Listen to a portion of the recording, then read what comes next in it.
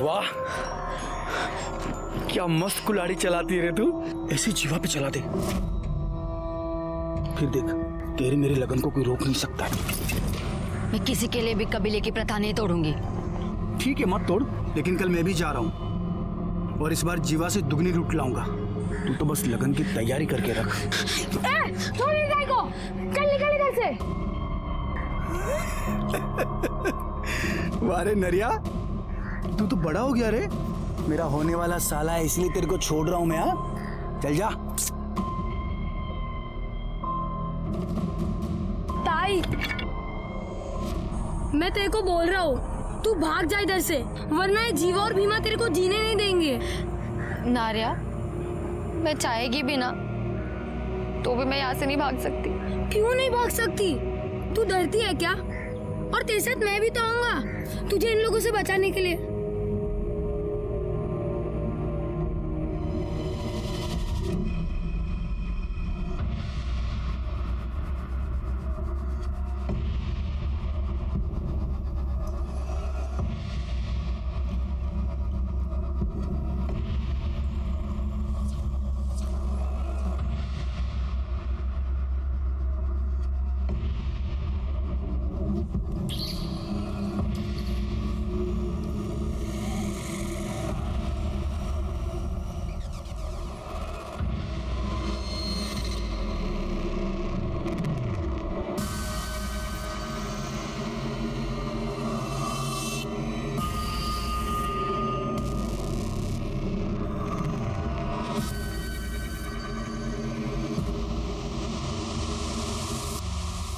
Clear होते आपका काम हो जाएगा।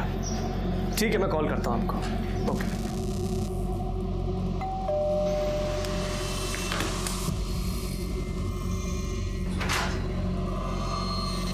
जी साहब, प्रफुल्ल वैद्य के नाम का पार्सल है।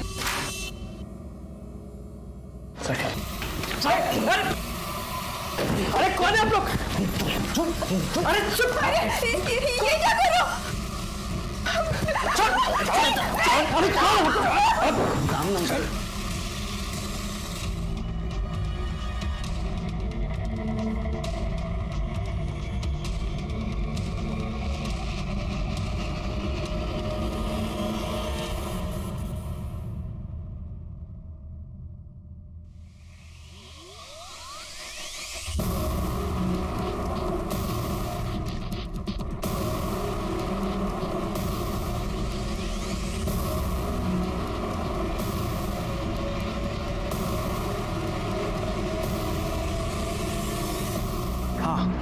काम हो गया है, बताओ किधर आना है।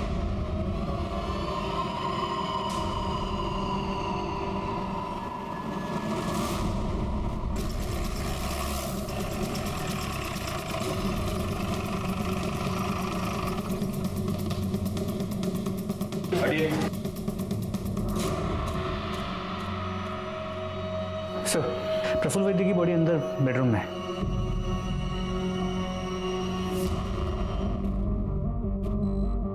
सर, पेट पे मल्टीपल स्टैबिंग की गई है। ये जिसने भी किया है उसका मकसद सिर्फ चोरी नहीं हो सकता।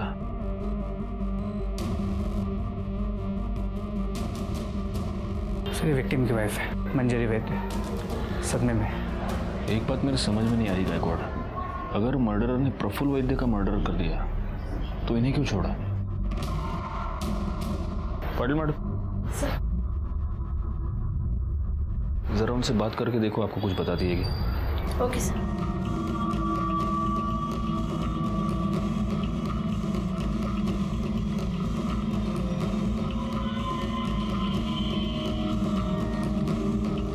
सर, पूरा घर चेक किया पर मर्डर वेपन नहीं मिला।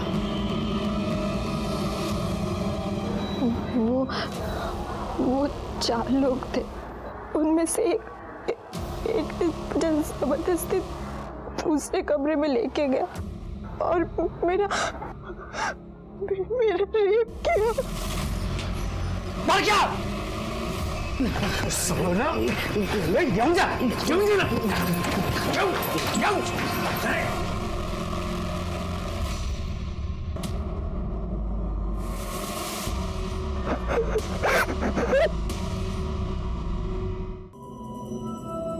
पाटिल मैडम, इनको तुरंत मेडिकल चेकअप के लिए हॉस्पिटल ले जाओ। Okay sir.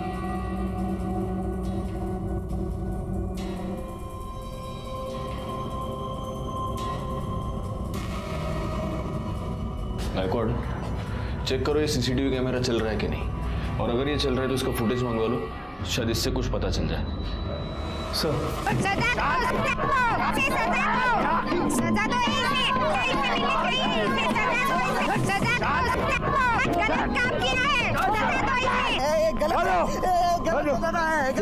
दादा, ये पापी इसने अपने कबीले की प्रथा को तोड़ा है दादा। ऊंचा भाई वारिस ने बलात्कार किया है, इसको सजा मिलनी चाहिए दादा। मारो इसको, मारो मारो। अरे सब सजा मेरे को ही दोगे क्या? अरे मेरे को सजा दोगे तो इस भीमा को भी मिलनी चाहिए। अरे उसने भी उस औरत के पति को मारा है ना, तो वो भी पापी है ना। एक बार किया, कुछ भी मत बोल। साला मैं नहीं मारता उसको तो वो मेरे को मार देता। मैं जो कुछ भी किया वो अपने बचाव के लिए किया। पाप ये किया है दद्दा, उस लाचार औरत पे जबरदस्ती करके।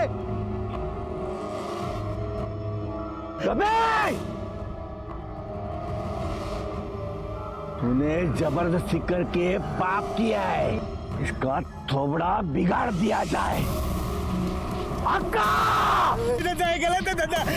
फांसी से तोड़ डाला क्यों? पाला फांस।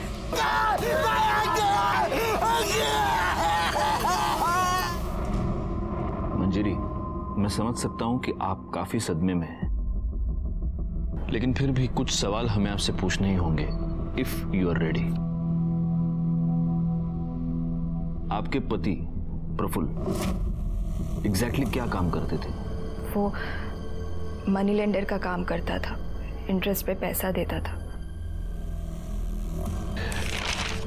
ये उस सामान की लिस्ट है जो आपके घर से चोरी हुआ था। क्या आप बता सकती हैं कि इस सामान की अप्रोक्सीमेटली वैल्यू कितनी होगी? 2 लाख कैश मिलाकर कुछ 15 लाख के आसपास का सामान होगा।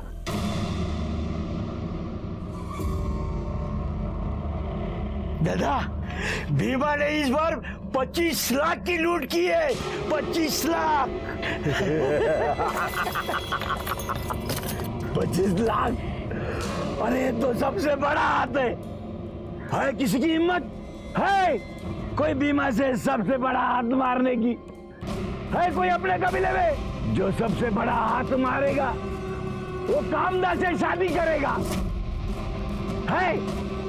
है कोई अपने कबीले में? है क्या? शाबाश शाबाश भीमा, शाबाश।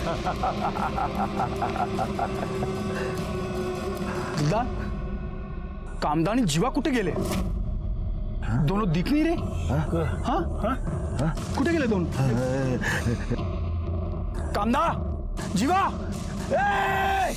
जाओ जाओ जाओ, उन दोनों को ढूंढ के लेके आओ। चलो बे, चलो साथ में चलो। आपको किसी पर शक कोई है जो आपके साथ ये सब कर सकता है या करवा सकता है? सर, प्रफुल्ल ने काफी लोगों को पैसा दिया था, पर उनमें से 3 क्रेडिटर्स ऐसे थे जो पैसे वापस करना तो दूर की बात, वो इंटरेस्ट भी नहीं दे रहे थे। कौन है ये 3 लोग? दिवाकर और मंदा राउत, जिन्होंने घर खरीदने के लिए पैसे लिया था। दूसरा कमलेश अग्रवाल, जिसने बिजनेस के लिए पैसे लिया था। और तीसरी वो कमीनी पूनम चोपड़ा, जिसके साथ प्रफुल्ल का अफेयर चल रहा था। आपको कैसे पता कि आपके पति का उसके साथ अफेयर चल रहा था? क्योंकि वो दोनों रात भर फोन पर लगे रहते थे। इतनी रात को किससे बात कर रहे हो? जब भी पूछती थी हमेशा उल्टे सीधे जवाब देता था या टाल जाता था। फिर तो उसने घर लेट आना शुरू कर दिया।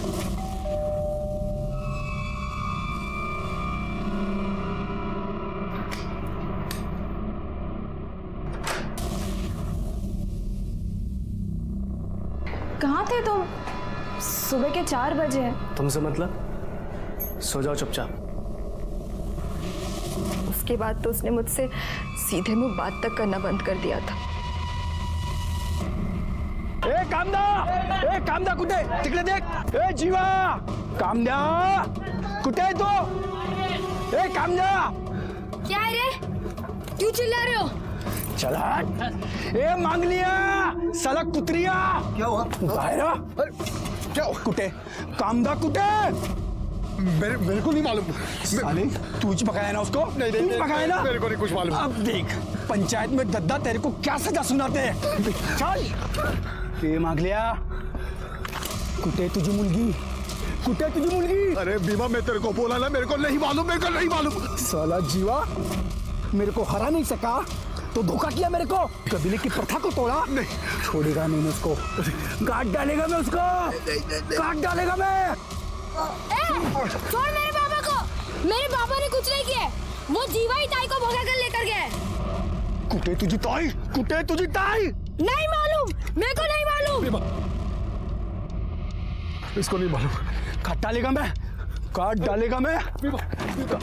काट डालेगा मैं. काट डालेगा मैं. काट डालेगा साले को.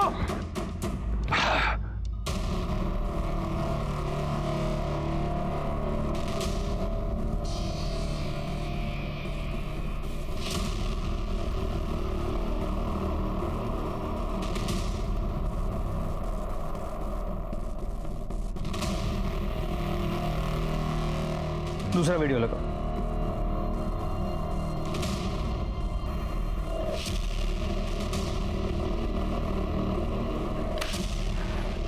सर ये दोनों चोरियां एक ही तरीके से की गई हैं. ये मंजरी के घर पे, फिर वाशी के सेक्टर 8 में 1 महीने पहले. और इस केस में भी घर में एक औरत मौजूद थी, लेकिन उसके साथ किसी ने भी कोई बदतमीजी नहीं की. इन दोनों केसेस में चोरों का हुलिया और मोडस ऑपरेंडी अमरनगर के पास के जंगल के आदिवासियों का है. एक बात सोचने वाली है गायकवाड़, इस पहले वाले वीडियो में जब ये लोग अंदर घुसे, इस बंदे ने जो घर में है इसने प्रोटेस्ट करने की कोशिश की, लेकिन फिर भी इन लोगों ने उसके साथ कुछ नहीं किया. जबकि यहाँ पर मंजरी ने ये कहा था कि प्रफुल्ल ने अपने आप को सरेंडर कर दिया था, लेकिन फिर भी उसका मर्डर हो गया. यहाँ पर भी एक औरत मौजूद थी, लेकिन उसके साथ कोई बदतमीजी नहीं हुई, कोई छेड़खानी नहीं हुई, जबकि वहां पर मंजरी के साथ रेप हुआ है. मतलब आप कहना चाहते हैं कि ये दोनों काम अलग अलग गैंग्स का है? हाँ, ये गैंग्स भी अलग अलग हो सकते हैं और इनके लीडर्स भी.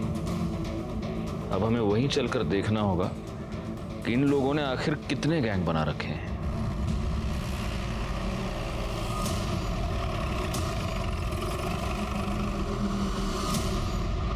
राजेश यादव, गायकवाड़, करडे. हमारे यहाँ पर नवी मुंबई और ठाणे में 2 रॉबरीज हुई हैं और सीसीटीवी फुटेज से उन रॉबर्स की पहचान हुई है. आपके यहाँ पे जो आदिवासी इलाका है वहाँ के लड़के हैं, तो वहाँ चलना होगा. तो जाइए ना, रोका किसने? जाइए पूछताछ कीजिए. जाइए मतलब आपको हमारे साथ चलना होगा ना, आपका ज्यूरिसडिक्शन है. दादा तुम्ही परत जा, नाही होणार आहे. क्यों? आप क्यों नहीं चलेंगे साथ? दादा ये आपका मुंबई नहीं है, आदिवासी एरिया है. ये लोग बात नहीं करते, सीधा हमला कर देते. पुलिस वाले होकर इतना डरते हो? हम लोग है ना साथ में, कुछ नहीं होगा. चलो. आप तो चले जाओगे मुंबई, झेलना तो हमें पड़ेगा ना. वर्दी पहनकर ऐसी बातें करते हो, शर्म नहीं आती? हमारे पास इस केस की कोई इन्फॉर्मेशन नहीं, हम नहीं चलेंगे. सर अब इनके बिना तो वहाँ जाने का कोई मतलब ही नहीं है, ऊपर से ऑर्डर्स लाने पड़ेंगे. बघा गायतोंडे, उन आदिवासियों के बारे में जानना हमारे लिए बहुत जरूरी है. तो उनके पास जाने की क्या जरूरत है? वो एनजीओ वाला है ना, उससे पूछताछ कीजिए. आपके वाशी में ही रहता है वो. पता नहीं इन हलकट लोगों की क्यों मदद करता है वो. क्या नाम है उसका? सर मेरा नाम विश्वास परब है. विश्वास, अहमदनगर के आसपास ये जो आदिवासी इलाका है, उन आदिवासियों के बारे में तुम क्या क्या जानते हो? यही कि इस समाज का हिस्सा होते हुए भी इस समाज से कटे हुए हैं. उनकी प्रथा है लूटपाट करके ही वो अपना घर चलाता है. एक अलग सी दुनिया है, अलग से रीति रिवाज है. अगर लूटपाट के लिए कोई जा रहा है तो पूरा कबीला उसे हल्दी लगाता है, गुलाल लगाता है और भगवान से उसकी सुरक्षा के लिए प्रार्थना करता है. ये सब हुआ उनके लाइफस्टाइल के बारे में. उनकी क्रिमिनल एक्टिविटीज के बारे में कुछ बता सकते हो? सर नहीं, क्राइम होते हुए कभी देखा नहीं, पर सुना जरूर है. क्राइम को लेके उनकी कई सारी मान्यता है, तो एडवांस में वो खुद को सजा देते हैं ताकि उनका भगवान उन्हें माफ कर पाए और निडर होकर वो क्राइम कर पाए. अब तू जो करने जा रहा है उसकी सजा तुझे भगवान ने दी है। जा, अब तुझे कुछ नहीं होगा। अगर वो शहर में लूटपाट करने के लिए जाते हैं तो किसी को जान से नहीं मारते, किसी का रेप नहीं करते, क्योंकि वो उसे पाप समझते हैं। क्या तुम्हें इस बात की पूरी गारंटी है कि वो कभी रेप या मर्डर नहीं करते? बिल्कुल सर, उन्होंने बनाए हुए कानून को वो स्ट्रिक्टली फॉलो करते हैं। अगर कोई बनाए हुए कानून को तोड़ने की कोशिश करता है फिर वो उसे छोड़ते नहीं। अगर गलती से भी किसी से वो बनाए हुए कानून तोड़ेंगे और वो आदमी अगर भाग गया तो वो उसे ढूंढते हैं और उसे मार डालते हैं। वैसे इनकी पढ़ाई लिखाई का क्या हाल है? बेहाल है सर। जोक्स अपार्ट, पर हम जैसे एनजीओ जाते हैं और उन्हें पढ़ाते हैं। स्कूल तो है नहीं वहाँ पे, उन्हें तो बस यही सिखाया जाता है चोरी कैसे की जाती है, लूटपाट कैसे की जाती है। इसी से तो वो सर्वाइव हो पाते हैं। और एक अजीबोगरीब प्रथा है वहाँ पे, अगर लड़की बालिग हो जाती है तो उसका स्वयंवर किया जाता है और उस लड़की को उसी से ब्याह करना पड़ता है जो सबसे ज्यादा लूट लेके आए। ऐसा ही होता है वहाँ पे सर। थैंक यू विश्वास, अगर जरूरत पड़ी तो हम तुम्हें वापस बुला लेंगे। थैंक्स। इस विश्वास के बयान के मुताबिक ये आदिवासी लोग किसी का भी रेप या मर्डर नहीं करते, तो ये हो सकता है कि मंजरी ने जिन 3 सस्पेक्ट्स के नाम लिए उनमें से किसी ने ये सब करवाया हो। तो फिर पॉसिबल है किसी ने इन्हें इस काम की सुपारी दी। और हाँ सर, प्रफुल्ल के घर के बाहर जो सीसीटीवी कैमरा था जिसमें वो चोर दिखे थे, वो फुटेज हमने मंजरी को दिखाया। मंजरी ने उसमें से उस आदमी को पहचाना जिसने उसके साथ रेप किया था। उस फुटेज से उसकी फोटो निकलवाओ, वो फोटो सर्कुलेट करो, वो साला जहां भी है जैसा भी है उसको उठाओ। जी सर। इसके अलावा दिवाकर और मंदा राउत, हम उनके घर गए थे पूछताछ करने के लिए, लेकिन घर पे ताला था। पता चला है कि वो दोनों हनीमून के लिए गए हैं। कब गए हैं, कहाँ गए हैं, कब वापस आएंगे, किसी को नहीं पता। और वो दूसरा सस्पेक्ट क्या नाम है उसका? वो कमलेश अग्रवाल। अग्रवाल उसका क्या हुआ? सर वो राजस्थान गया हुआ है, कल लौटेगा। और वो तीसरी चोपड़ा, पूनम चोपड़ा? सर पूनम चोपड़ा का नंबर हमने प्रफुल्ल के कॉल रिकॉर्ड से निकलवाया। उसके डिटेल्स निकालो और फौरन उसके घर जाकर उसकी पूछताछ करो।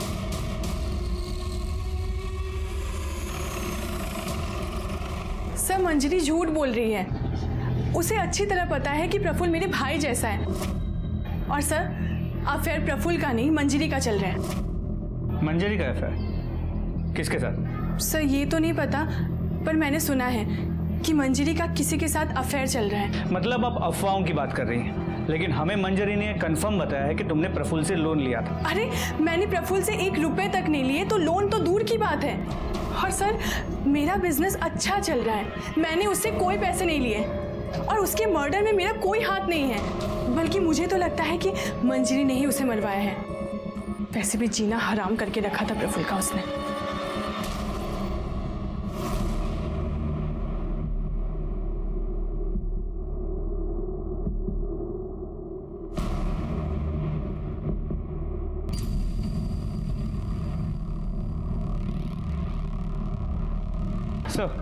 सर चांसेस है कि पूनम सच कह रही है, क्योंकि जब हमने प्रफुल्ल के पड़ोसियों से पूछताछ की तो उन्होंने इस बात को कंफर्म किया कि प्रफुल्ल और उसकी बीवी के बीच किसी आदमी को लेकर अक्सर झगड़े होते थे। तो हो सकता है कि मंजरी ने और उसके बॉयफ्रेंड ने मिलकर प्रफुल्ल की सुपारी दी, क्योंकि इन आदिवासियों में तो मर्डर करना पाप है, फिर भी उन लड़कों ने प्रफुल्ल का मर्डर कर दिया। एक काम करो गायकवाड़, मंजरी के कॉल रिकॉर्ड्स निकलवाओ और उन तीनों सस्पेक्ट्स के भी कॉल रिकॉर्ड्स निकलवाओ जिनका नाम मंजरी ने लिया है। क्योंकि ऐसा है कि सिर्फ पूनम के कहने पर हम ये नहीं मान सकते कि उसका प्रफुल्ल के साथ कोई अफेयर नहीं था या उसने प्रफुल्ल से कोई पैसे नहीं लिए थे। सर सेक्टर 8 के पीछे नदी के पास एक लाश मिली है।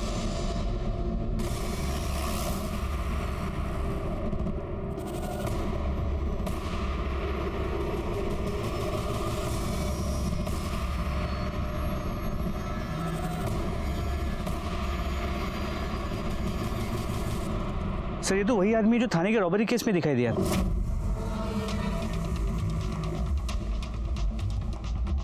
सर हमने पूरा एरिया चेक किया, लेकिन कहीं भी फोन, आईडी और मर्डर वेपन नहीं मिला। बॉडी को पोस्टमार्टम के लिए भेज दो।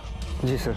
गायकवाड़, इसकी पहचान तो हो चुकी है लेकिन इसका नाम हमें पता नहीं है। अब इसकी डिटेल्स जानने के लिए हमें उस आदिवासी कबीले में ही जाना पड़ेगा। लेकिन सर बिना लोकल पुलिस की मदद के हम वहाँ कैसे जा सकते हैं? एसपी साहब का लेटर है गायतोंडे, आपको हमारे साथ फुल कोऑपरेशन करना होगा और अगर आपने ऐसा नहीं किया तो सस्पेंड होकर आपको घर पे बैठना होगा।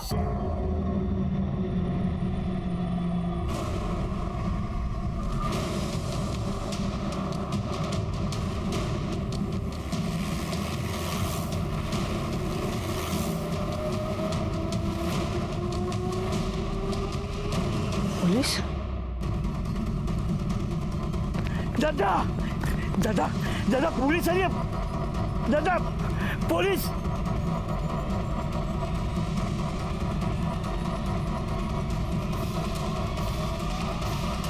रुक जाओ साहब,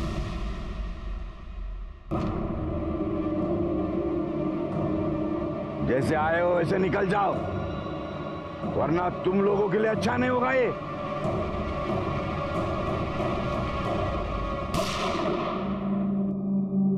मेरा निशाना चूका नहीं है। अब एक कदम आ गया तो घुटने पे गोली मारूंगा और उसके बाद सीधा छाती पे गोली मारूंगा, समझे? हम मुंबई से आए हैं, यहां की पुलिस नहीं है। करेंगे कुछ नहीं, सिर्फ तुम्हारे कबीले के हर घर की तलाशी लेंगे, और इसमें अगर किसी ने होशियारी की तो सीधा उठा के गाड़ी में डाल दूंगा। करेगा? तुम लोगों के पास ये इतना सारा सोना कहां से आया? हाँ? जंगल की लकड़ी काट के इतना सोना मिलता है क्या? हाँ साहब, ये सब हमें जंगल से ही मिलता है। ये जंगल ही हमारा भगवान है। गायकवाड़, कमाल लगा। रेडी।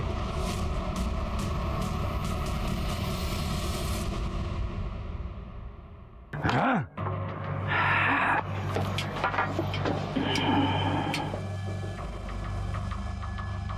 ये इसके चेहरे को क्या हुआ? ओ, लापरवाही की वजह से उसको सजा मिली है। गरम तेल उसने अपने थोपड़े पे डाल लिया है। सर, बहुत सामान मिला है।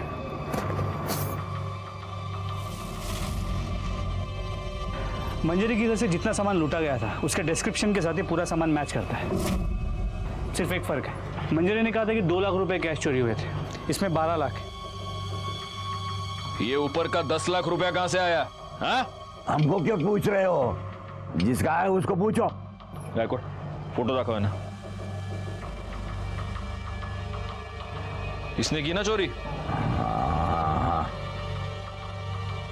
साहब, ये तो भीमा है, ये इधर नहीं है। ये मेरी ताई और जीवा को ढूंढने गए। जीवा ने मेरी ताई को जबरदस्ती उठा लिया। मेरी ताई को बचा लो ना। ये बच्चा क्या बोल रहा है? हाँ? वो हमारे कबीले की प्रथा है, जो बड़ा हाथ मारता है ना, उसके साथ वो लड़की की शादी कर देते हैं हम। वो जीवा ने प्रथा तोड़ दी। वो लड़की को लेके भाग गया, इसलिए उसके पीछे भीमा गया है वो। हाँ, दूसरी फोटो दिखाओ। यही है जीवा? साहब, जीवा और भीमा मेरी ताई को बहुत परेशान करते थे। वो उन दोनों से तंग आ गई थी। मैंने उसे बहुत बार बोला कि भाग जा, पर वो नहीं गई। अगर ऐसा है तो तुम्हारे भीमा ने अपना शिकार कर लिया है। जीवा की लाश मिली है हमें। दादा, भीमा ने अपना बदला ले लिया है। हाँ, भीमा भीमा भीमा भीमा भीमा भीमा भीमा भीमा भीमा भीमा भीमा।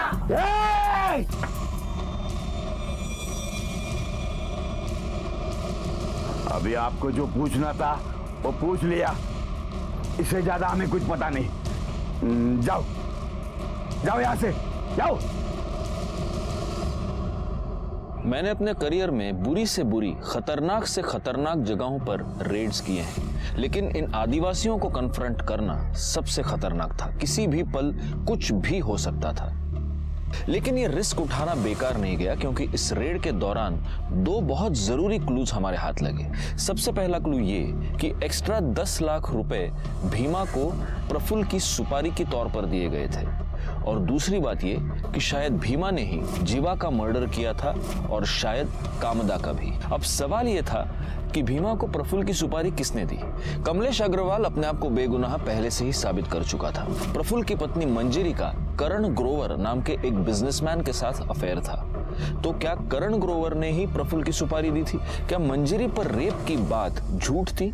क्योंकि मंजरी की मेडिकल रिपोर्ट में रिसेंट सेक्स का कंफर्मेशन तो था, लेकिन सीमेन नहीं मिला था। जीवा की पोस्टमार्टम रिपोर्ट के मुताबिक उस पर किसी धारदार हथियार से कई बार वार किए गए थे, जिसकी वजह से उसकी मौत हुई थी। इन दोनों केसेस से जुड़े कई सारे सवाल थे, लेकिन इन सारे सवालों के जवाब शायद सिर्फ भीमा के पास थे, और भीमा कहां था, इस बात का जवाब किसी के पास नहीं था।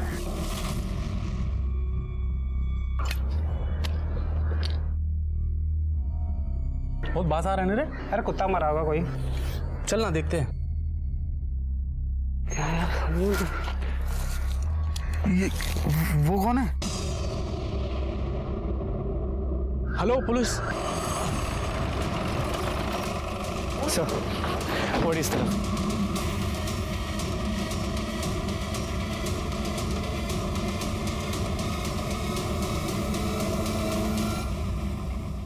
सर ये पक्का भीमा ही है। बॉडी काफी डिकम्पोज हो चुकी है, कम से कम मरे हुए 1 या 2 दिन तो हो गए होंगे। इसे भी जीवा की तरह ही मारा गया है। सर पूरा जंगल छान मारा, ना कोई मोबाइल मिला ना आईडी। सर कोई मर्डर वेपन नहीं मिला। बॉडी को पोस्टमार्टम के लिए भेज दो। सर पोस्टमार्टम रिपोर्ट के मुताबिक भीमा का मर्डर 2 दिन पहले दोपहर 3 से 5 के बीच हुआ है, जबकि जीवा का मर्डर उसी दिन सुबह 8 और 9 के बीच हुआ। अगर हम ये मान लेते हैं कि भीमा ने जीवा को मारा है, फिर भी भीमा को किसने मारा? किसने मारा ये तो पता नहीं, लेकिन इन दोनों का मर्डर एक ही बंदे ने किया है ये तो तय है। कहीं इस कामिदा का कोई तीसरा आशिक तो नहीं है?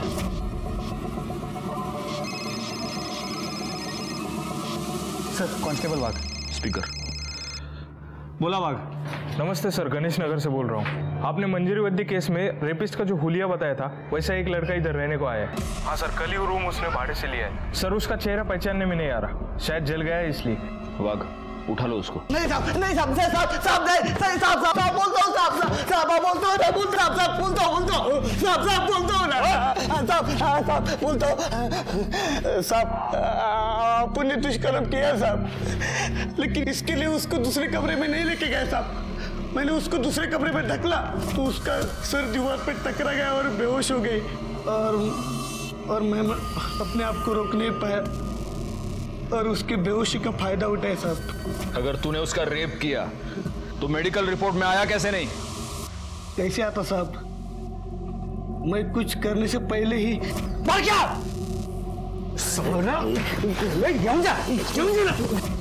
उसके अगले दिन आप सब लोग कबीले में आए, आपने मेरे को पहचान नहीं, तभी मैंने सोचा कि दूसरा किधर जाके अपनी जिंदगी नई तरीके से शुरू करूं। तू नई जिंदगी की शुरुआत करने नहीं गया था, तू भीमा का खून करने गया था। क्या भीमा मर गया? किसने किया साहब? तू हमको सवाल नहीं पूछेगा, हमको पता है भीमा का मर्डर तू नहीं किया है। नहीं साहब। बता कामदा किधर है? नहीं साहब, मैंने कुछ नहीं किया साहब, मैंने भीमा का मर्डर नहीं किया साहब। साहब मेरे को सच्ची नहीं पता है कामदा किधर है साहब, सच्ची नहीं पता। रिकॉर्ड। सच में ये लोग बड़े सख्त होते हैं। नहीं साहब। करडे फोड़ून टाकायला। साहब लग रहा है साहब। मंजरी सच बोल रही है। इस बारके ने सच में उस पर रेप अटेम्प्ट किया था। इसका मतलब मंजरी ने या उसके बॉयफ्रेंड ने प्रफुल्ल की सुपारी इन लोगों को नहीं दी थी। सर करण गोवा की मैंने बैंक डिटेल चेक की है, उसमें एक इंपॉर्टेंट बात सामने आई है।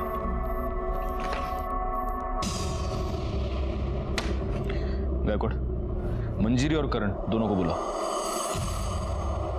सर हम मानते हैं कि हम प्रफुल्ल से पीछा छुड़वाना चाहते थे, लेकिन उसके लिए उसका मर्डर नहीं करवा सकते। करवा सकते नहीं ग्रोवर, तुमने मर्डर करवा दिया और इस बात का सबूत है हमारे पास। 10 मार्च को आपने आपके बैंक अकाउंट से 12 लाख रुपए विड्रॉ किए, जिसमें से 10 लाख रुपए तुमने प्रफुल्ल की सुपारी के तौर पर दिए। सर ये 12 लाख रुपए हमने प्रफुल्ल का मर्डर करवाने के लिए नहीं निकाले थे, प्रॉपर्टी का डाउन पेमेंट देने के लिए निकलवाए थे। अच्छा जी। और अब आप ये भी कहेंगे कि वो पेमेंट मैंने कैश में कर दी, इसलिए उसकी कोई रिसीट मेरे पास नहीं है।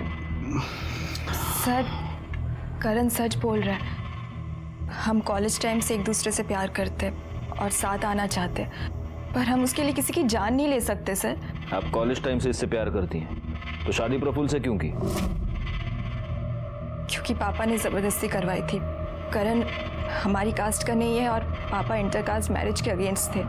जी सर, और फिर पता चला कि ये अपनी शादी से खुश नहीं है। कैसे खुश होती? प्रफुल्ल मुझे अपनी बीवी नहीं नौकर समझता था जो उसका घर संभालती है।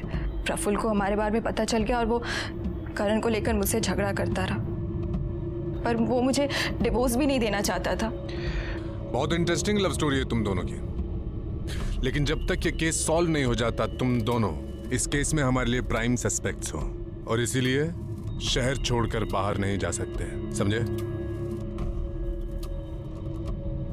जी सर। सर भीमा के कॉल रिकॉर्ड के मुताबिक मंजरी या करण, इन दोनों में से कोई भी उसके टच में नहीं था। और ये जो बाकी के 3 सस्पेक्ट्स हैं वो? सर उनका हम पता कर रहे हैं। अच्छा, वो राउत कपल का हनीमून खत्म हुआ कि नहीं हुआ? नहीं सर, वो दोनों अब तक वापस नहीं आए हैं और दोनों का फोन भी स्विच ऑफ है। ये कौन सा हनीमून है? नहीं नहीं, मुझे तो लगता है ये कुछ गड़बड़ है। ये दोनों कुछ हनीमून वनीमून नहीं, ये जानबूझ के गायब हुए हैं। इन्हें ढूंढना पड़ेगा। हाँ विश्वास। सर मुझे अभी कांता का फोन आया था। बहुत घबराई हुई थी सर। वो कह रही थी कबीले वालों ने उसे ढूंढ लिया है और वो अभी उसे लेके जा रहे हैं और मार डालेंगे। सर मैं और कुछ पूछता तब तक फोन बंद हो गया। सर कुछ कीजिए प्लीज प्लीज सर। गायकवाड़ जल्दी से टीम इकट्ठा करो। सर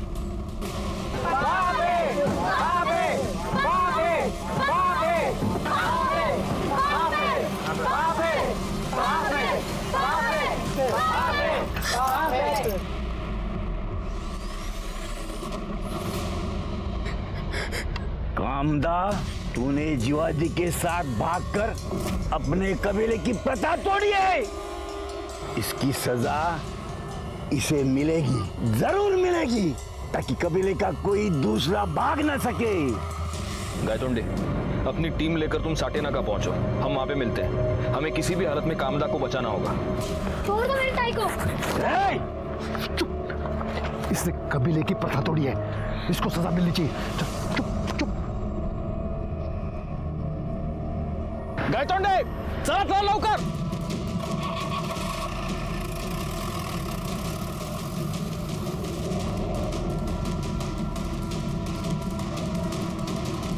इसका चेहरा ही नहीं, पूरा शरीर बिगाड़ दिया जाएगा, ताकि अपने कबीले का कोई भी लड़का इसी सुंदरता की चक्कर में ना पड़े। अक्का! बाबे, बाबे, बाबे, बाबे। चलो पीछे हटो।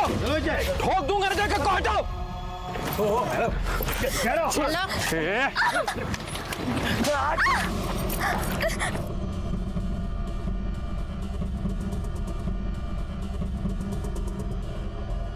पाटिल भाई सोडवा दिला लवकर, बिठा उसको गाड़ी में। कामदा, तू ये मत समझना कि तू बच गई है। तुम्हें कहां से भी हम उठा के लेके आएंगे, ताकि तूने किए की सजा तुझे।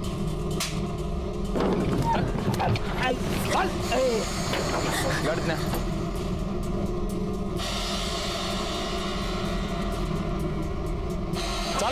चला।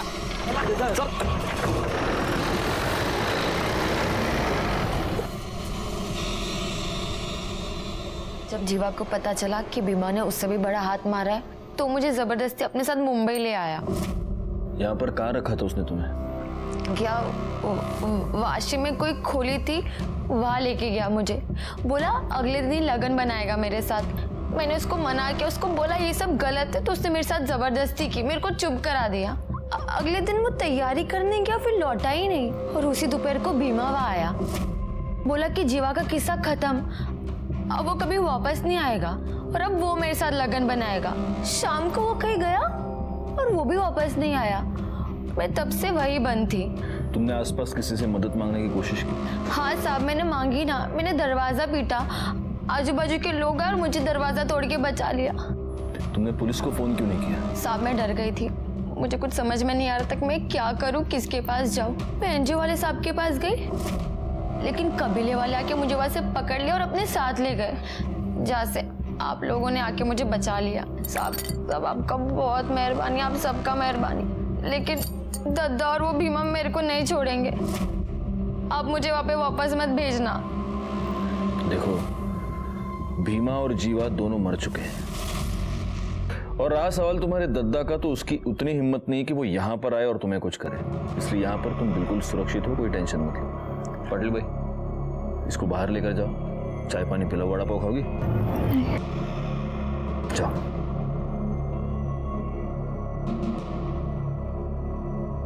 सर, राउत फैमिली के बारे में एक इम्पोर्टेंट बात पता चली। इन लोगों ने भी रॉबरी के एक दिन पहले अकाउंट से 10 लाख रुपए निकाले थे सर, लेकिन उन दोनों के फोन अभी भी ऑफ है। तो हो सकता है कि प्रफुल्ल के मर्डर के साथ इनका भी कोई संबंध हो।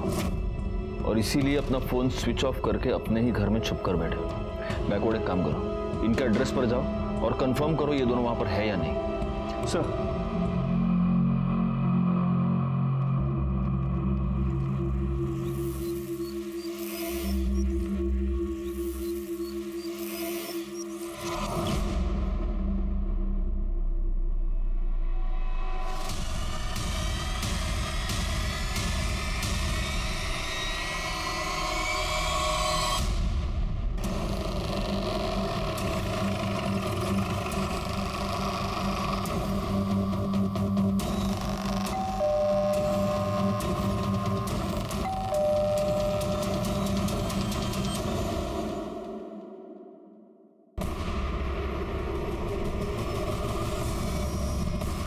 करड़े सर, दरवाजा तोड़ा।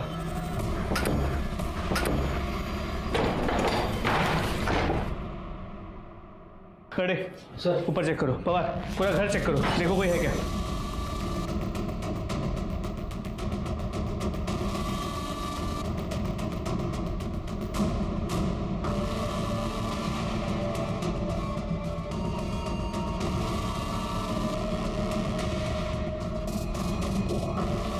सर कोई नहीं है। सर ऊपर कोई नहीं है। हमें थोड़ी सी देर हो गई, मुझे लगता है वो लोग अभी कुछ ही देर पहले भागे। एक काम करो, पूरा घर अच्छे से वापस चेक करो, देखो कुछ एविडेंस मिलता है क्या। सर जल्दी। उस दिन हम दिवाकर और मंदा राउत तक पहुंचने में थोड़े से लेट हो गए, लेकिन उनके घर से हमें कुछ ऐसे अहम सबूत मिले जिनकी वजह से प्रफुल्ल के मर्डर केस को सॉल्व करने की हमारी उम्मीदें बढ़ गई। इसीलिए हमने दिवाकर और मंदा दोनों के फोन्स और एटीएम कार्ड्स ट्रेस पर डाल दिए। मंजरी का रेप केस हम पहले ही सॉल्व कर चुके थे। अब बचा था भीमा और जीवा का मर्डर केस, जिनको सॉल्व करने में हमें कोई खास कामयाबी नहीं मिली थी, लेकिन हाँ, कामदा को बचाने में हम जरूर कामयाब हुए थे। हम हर तरह से इस केस को सॉल्व करने के लिए हाथ पैर मार रहे थे, तभी इस केस ने एक बहुत ही अनएक्सपेक्टेड और बहुत ही शॉकिंग टर्न ले लिया। चली गई? ऐसे कैसे चली गई? पाटिल मैडम, मैंने आपको बोला था उस पर नजर रखने के लिए। सर मैंने उसको इधर ही बिठा के रखा था और स्टोर रूम में गई थी मैं फाइल लाने, वापिस आके देखा तो वो इधर नहीं थी। ठीक है, चलो चलो सीसीटीवी फुटेज चेक करते। एक मिनट, ये कौन है?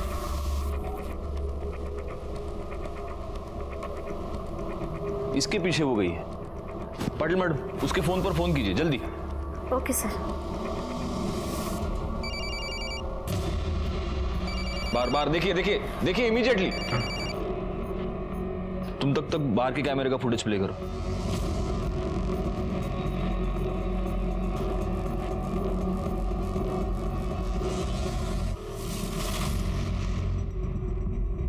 सर ये कामदा का फोन बाहर ही पड़ा था।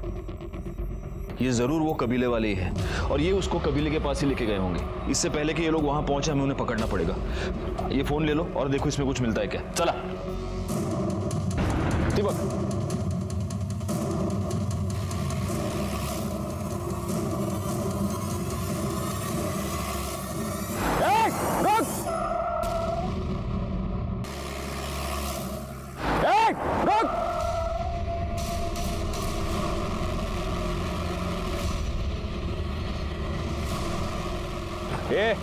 अभी अगर होशियारी की ना तो तुम्हारी इस दद्दा की खोपड़ी खोल दूंगा मैं। सर राउत कपल ने अभी नासिक के गेस्ट हाउस में अपने डेबिट कार्ड से चेक इन किया है। फौरन नासिक पुलिस को इन्फॉर्म करो, उन्हें राउत कपल की डिटेल्स भेजो और उनको कहो कि उन्हें अरेस्ट करे और फौरन वाशी भेज दे।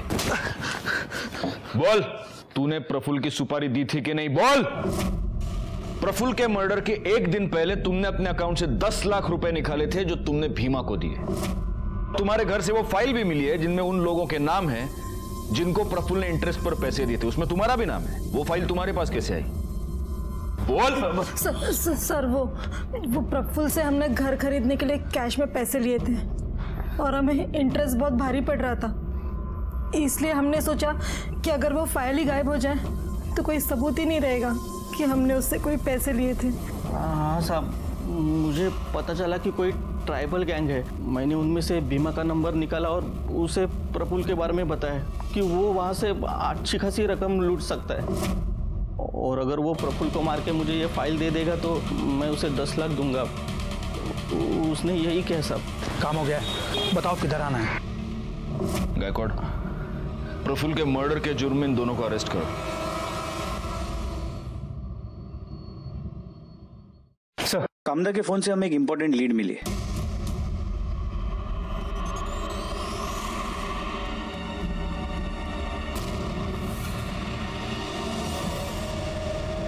सर, मैं कामदा और मैं एक दूसरे से बहुत प्यार करते हैं सर। कबीले में जब मैं पढ़ाने जाता था तब हमें एक दूसरे से प्यार हो गया। तुम दोनों साथ रहना चाहते थे, लेकिन उसके लिए तुम्हें कामदा को उस कबीले से निकालना पड़ता, जो तुम्हारे लिए तो पॉसिबल नहीं था। तो तुमने जीवा और भीमा को यूज किया और उन दोनों को मार दिया। नहीं सर, मैंने किसी को नहीं मारा है। आपको कोई झूठ बोल रहा है सर। ये जब 13 मार्च को मेरे घर पे आई अचानक, तो अरे कामदा तुम अचानक से क्या हुआ? वो सब मैं बाद में बताती हूँ, अभी हमें यहाँ से भागना होगा। तुम चलो अभी। भागना होगा? क्या बोल रही हो तुम? ये तो खून के दाग है। तुम ठीक हो? तुम्हें कुछ हुआ नहीं है ना? हाँ, मैं ठीक हूँ।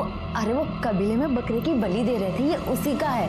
तुम्हारे खून लगे कपड़े हमें इसके घर से मिले, उनको हम टेस्टिंग के लिए भेज देंगे तो हमें पता चल ही जाएगा कि उस पे जो खून लगा है वो बकरे का है या जीवा और भीमा का। देखो कामदा, बचने का कोई रास्ता नहीं है, इसलिए बेहतर होगा कि तुम खुद सब कुछ कबूल करो। मारती नहीं तो और क्या करती साहब। मैं विश्वास के साथ लगन बनाना चाहती थी, पर दद्दा, पूरे कबीले वाले, जीवा, भीमा सब मेरे पीछे पड़े हुए थे, जैसे मैं कोई इंसान नहीं, कोई इनाम हूँ जिसका कोई सपना नहीं, कोई दिल नहीं। मैं ये जानती थी कि मैं कबीले से कभी अकेले नहीं निकल पाऊंगी, इसलिए जब भीमा लूट के लिए गया, मैं जीवा से बोली, जीवा मैं तुझसे बहुत प्यार करती हूँ और लगन भी करना चाहती हूँ। तू अगर मेरे साथ भागने के लिए तैयार है तो मैं ये प्रथा व्रता सब छोड़ दूंगी। फिर हम लोग दोनों भाग के नवी मुंबई आ गए। मुझे विश्वास के पास जाना था। हम ना एक काम करते हैं, एनजीओ वाले साहब की मदद ले लेते हैं, वो हमारा लग्न करवा देंगे। मैं उनसे बात कर लेती हूँ, हम कल जाके उनसे मिल लेंगे। ठीक है।